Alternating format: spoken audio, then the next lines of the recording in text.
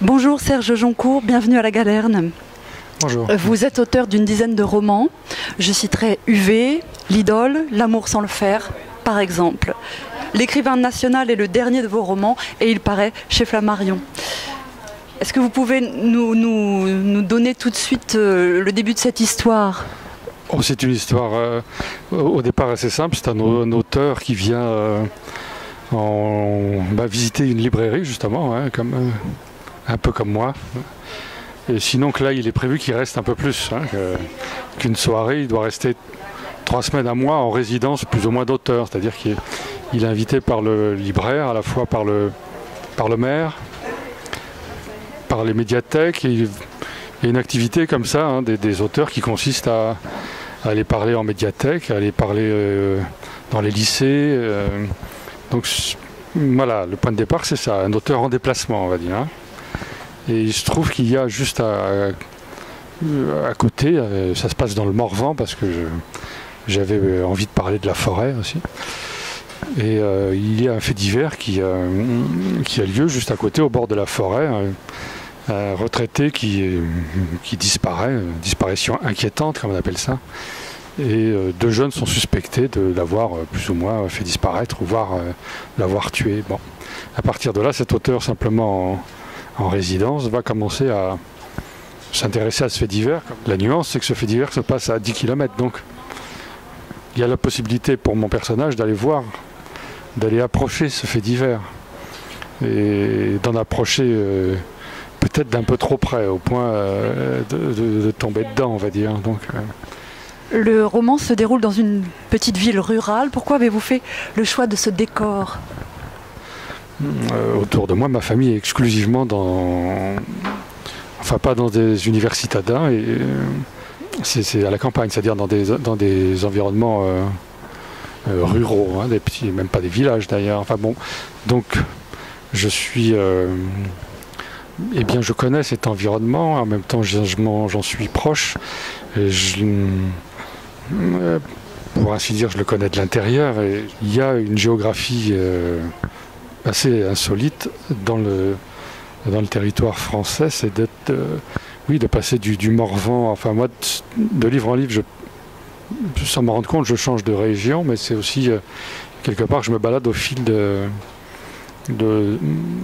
mes proches et de là où ils vivent, quoi. Donc cette forêt, je l'ai un peu, depuis longtemps appréhendée, appréhendée dans tous les sens du terme.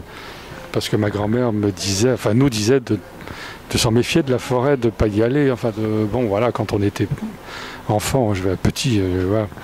Et ça nous apparaissait comme un territoire un peu étrange et en même temps menaçant. Vous savez, quand on vient en train, là, on peut longer des forêts. Alors il fait grand jour, surtout en ce moment, un soleil terrible, formidable.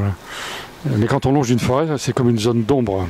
C'est une sorte de nuit. Quand on longe une forêt en train, il y a d'un seul coup une sphère...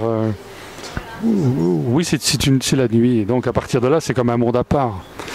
Et le fait que ces 2 jeunes suspects vivent dans ce monde à part n'y est pas pour rien. Parce qu'il se passe des choses dans ce monde à part. En particulier...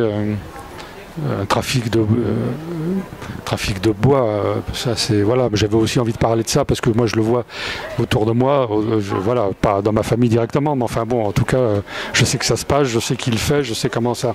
Il y a pour de vrai un marché noir du bois et à partir de là, quand on parle de marché noir, ça convoque évidemment des relations un peu compliquées entre tel et tel propriétaire. Cet écrivain national, est-ce qu'il vous ressemble ? Et peut-être une autre question qui irait peut-être avec, l'humour que vous mettez dans votre livre vous permet-il de vous distancier du narrateur ? Non, parce que l'humour, je l'ai malgré moi, je vais dire, donc c'est un trait de caractère. Je désamorce un peu la peur et le tragique en permanence, en m'essayant... à l'humour, on va dire. Oui, c'est vrai que parfois ça désamorce, et en particulier là dans des situations comme je pense à la réception le premier jour, il est reçu par Ce personnage est reçu par le maire. Il y a une sorte de banquet un peu artificiel, mais en même temps concret, parce qu'il y a des... Et c'est vrai que la présentation qu'on fait de lui n'est pas toujours flatteuse. On sent bien que le maire n'a pas... Enfin, il sent bien que le maire n'a pas lu ses livres, ce qui arrive parfois.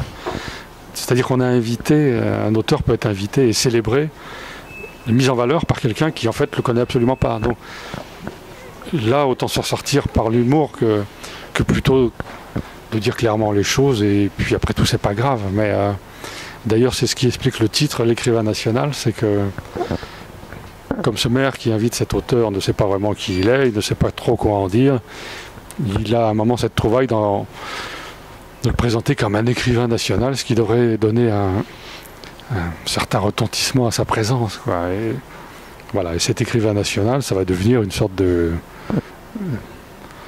colibet, enfin, c'est-à-dire que c'est une façon de... Comme on peut Enfin, moi je l'expérimente, au quotidien, n'exagérons pas, mais on peut parfois y compris dans ma famille d'ailleurs, mais pas uniquement, dire tiens l'écrivain, tu veux pas aller nous chercher, je sais pas, tu veux pas aller ramasser les patates. Enfin bon, l'écrivain ça peut devenir une sorte de... ça devient un surnom pour te dire, quoi. Dans votre livre, il y a beaucoup des gens ordinaires. C'est important pour vous d'écrire sur ces personnages-là qui ont l'air simples en tout cas. Pour moi, un roman, c'est aussi fait de... Enfin, il y a un peu comme les films, d'ailleurs, je suis toujours attentif au rôle secondaire, on va dire. Oui. On parle de rôle secondaire ou de second rôle au cinéma, et pas tant que ça finalement dans les romans, hein. Je pense à la patronne de l'hôtel, par exemple, qui est un peu celle qui s'occupe,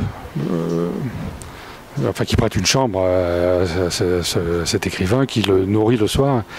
Il y a une sorte de rapport un peu maternel, quoi. Bon, moi je suis toujours attentif à ces choses-là dans la vie. J'aime bien me déplacer en tant qu'auteur, justement, et pas uniquement, mais à partir du moment où on se projette un peu vers l'ailleurs, vers les autres, on passe son temps à rencontrer des gens nouveaux, et à partir de là, on est un peu... Enfin, moi, en tout cas, je les observe, quoi, et je les vois faire, en tout, et à partir de là, ça me donne parfois des idées de personnages. Mais cette femme-là, voilà, je la voulais bienveillante et concrète et un peu enveloppante comme ça, hein. C'est d'ailleurs voilà, d'un amour parfois, une attention un peu débordante, quoi. Et puis il y a d'autres personnages qui sont un peu plus obscurs, équivoques. Ce maire là, bon voilà, en même temps il peut être assez drôle finalement, ce maire, mais bon, il a sa zone d'ombre, hein, ces histoires d'usines, etc. Enfin bon, et puis les libraires évidemment, qui sont bienveillants et chaleureux, comme souvent les libraires, qui en même temps prennent quelque part un risque en invitant, parce qu'au départ de tout ça, c'est souvent un libraire qui prend l'initiative d'inviter un auteur. Et inviter un auteur, c'est d'une certaine façon créer une animation, mais c'est aussi prendre un risque. Présenter un livre, organiser une rencontre, c'est comme une sorte de mini-spectacle, hein, entre guillemets, d'animation, mais sans aucune répétition, sans aucune... Bonjour les enfants. Oui, c'est des livres. Sans aucune garantie sans aucune garantie de succès. Enfin, on peut être aussi hanté par les chiens. Enfin bon, c'est une prise de risque. Et ça, moi, les rencontres en librairie, comme la plupart des auteurs aujourd'hui, j'en fais quelques-unes, j'en fais même pas mal. Et il y en a qui organisent des concerts, il y en a qui organisent des soirées sur des thèmes. Il y en a, enfin, c'est des choses assez étonnantes. Et il y a une initiative personnelle qui est courageuse malgré tout, quoi. Je vais vous poser une dernière question pour finir cet entretien. Avez-vous un livre ou un auteur que vous aimeriez partager ou faire découvrir à vos lecteurs ? Un roman de Zola, c'est Thérèse Raquin, parce que c'est un livre qui avait été très mal reçu. Enfin, après coup, et puis c'est un livre qui est fascinant, enfin cet amour qui va jusqu'au meurtre et à la folie, et à la perdition la plus atroce. Enfin bon, bref. Et en même temps avec une sorte d'économie on est à peu près dans une géographie assez mince. On se balade dans le cœur de Paris, au bord de la Seine. Et puis bon, alors aussi pour cette démarche-là de la préface que Zola a eu besoin de faire après pour une édition postérieure, où quand on la lit, elle est touchante et en même temps bouleversante, parce qu'on sent bien qu'on a là un auteur qui est blessé par l'accueil fait à son texte. Et ça, c'est... on s'expose toujours à ça quand on sort un livre.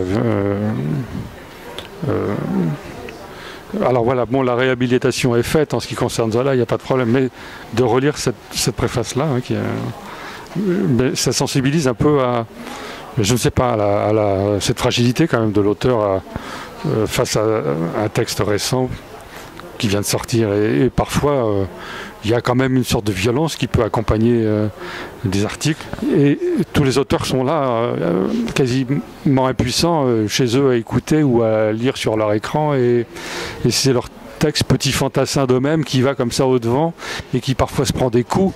Et ça me fait mal par procuration quand ça tombe sur d'autres et quand ça me tombe dessus aussi. Alors, je pense à ça comme ça, sans avoir réfléchi à la question. Mais, ouais. Merci beaucoup, Serge Joncourt. C'est moi.